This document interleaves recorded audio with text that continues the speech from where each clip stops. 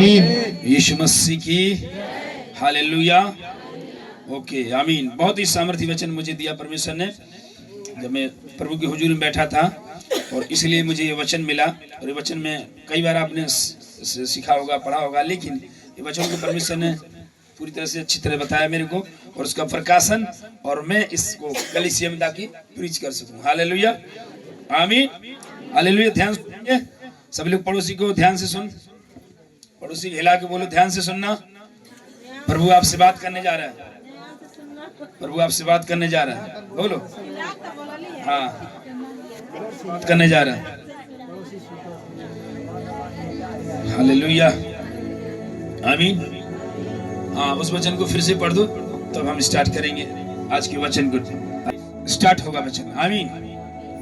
पौलुस और सिलास बंदी गृह में पड़े थे। बंदी गृह में जेल, जेल, जेल सुनकर लोग डर जाते हैं, डर जाते हैं कि नहीं।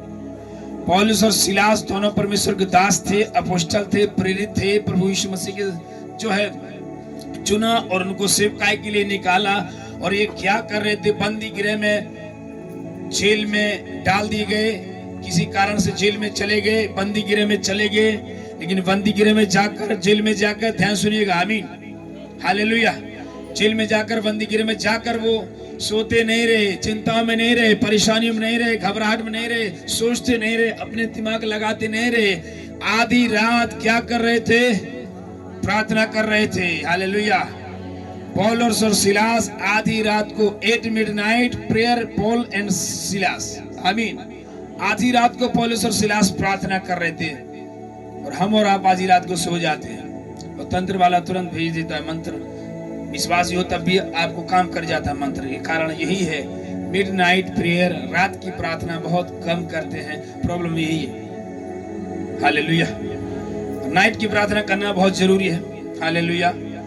यहाँ पौलुस और सिलास जेल में है, लेकिन प्रार्थना छोड़ नहीं रहे हैं। आगे लिखा है भजन भी कर रहे थे, गीत भी गा रहे थे, दूसरे कैदी सुन रहे थे, पड़ोसी सुन रहा था, बगलगिर सुन रहा था, भाई सुन रहा था, कोई भी सुन रहा था। लेकिन जो अपनी आदत थी उसकी प्रार्थना करना, आधी रात को भजन गाना, आधी रात को खुदा के साथ संगति करना, उसकी उपस्थिति में रहना, उसकी हुजूरी में रहना, वो नहीं छोड़ते थे। हम और आप रहेंगे तो खर्राटा मारते रहेंगे, नींद लेते रहेंगे या सपने देखते रहेंगे। हाँ, मैं सपने में बंबई घूम रहा हूँ, हाँ सपने में गोवा चला गया, बीच में घूम रहा हूँ, समुद्र में नहा रहा हूँ। आधी रात की प्रार्थना, प्रार्थना क्या करने वाली है प्रार्थना? वो आधी रात की प्रार्थना कर रहे तो अचानक क्या हुआ? पढ़ा, उस वचन को पढ़ दो। बड़ा भूकंप लाना है। हालेलुया। पौलुस और सिलास आधी रात को प्रार्थना कर बड़ा भूकंप आया। आमीन। ये प्रार्थना आपके नींवों को हिलाने वाली, आपकी जड़ों को हिलाने वाली प्रार्थना। हालेलुया। प्रार्थना कोई साधारण चीज नहीं है। हालेलुया। प्रार्थना कोई एक साधारण चीज नहीं है। प्रार्थना नींव को एकाएक बड़ा भूकंप आया।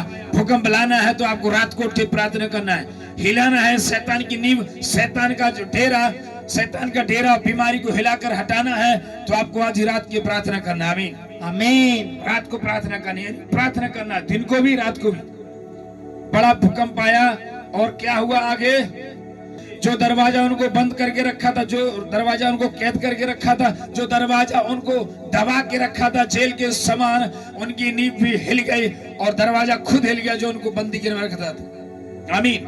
प्रार्थना करने वाले की खासियत यह है, आप कहीं चले जाओ, आपको कोई भी बंदी गिरे, कोई भी दरवाजा आपको निगल नहीं पाएगा, कोई भी शत्रु निगल नहीं पाएगा, कोई जादू मंत्र आपको लग नहीं पाएगा, क्योंकि आप प्रार्थना करने वाले व्यक्ति हैं। इसलिए आपकी प्रार्थना के द्वारा नींव हिल जाएगी शैतान की, बीमारी की, श्रापों की, बंधनों की। चाहे कितने भी बड़े बंधन क्यों न हो, आपके टूटते हुए दिखाई देंगे आपकी प्रार्थना के द्वारा। आमीन आमीन। और आप सोने वाले विश्वासी बनेंगे तो सोते ही रहेंगे।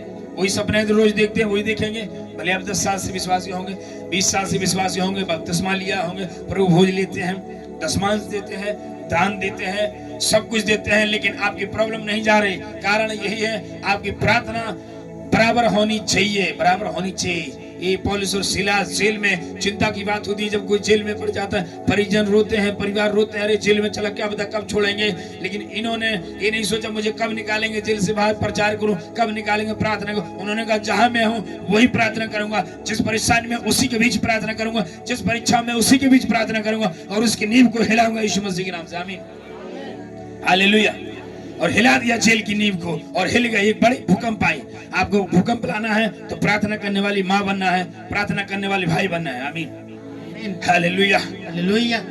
प्रार्थना करोगे तो कुछ हो रहा है, कुछ हो तो होगा, कुछ होगा, सेम नहीं रहोगे। भूकंप हिलाने वाले, नींव को हिलाने वाले। भूकंप क्यों आई? जो जेल उनको बंदी गृह में रखी थी, उस जेल को तोड़ फोड़ कर विश्वासी को बाहर निकालने के लिए ये प्रार्थना का रिजल्ट है। हालेलुया, आमीन, हालेलुया। ये भूकंप कब आएगी? जब आप उठ के प्रार्थना करेंगे, जब आप घुटनों में प्रार्थना करेंगे, जब आप उपवास प्रार्थना करेंगे, जब आप उसकी हुजूरी में रहेंगे, तब भूकंप लाएंगे आप अपने परिवारों में, अपने घरों में। हालेलुया। आगे लिखा है, हाँ उसको पढ़ दीजिए। बंधन आई, दूसरा नींव हिल गए और तीसरा द्वार खुला। ये प्रार्थना का रिजल्ट है।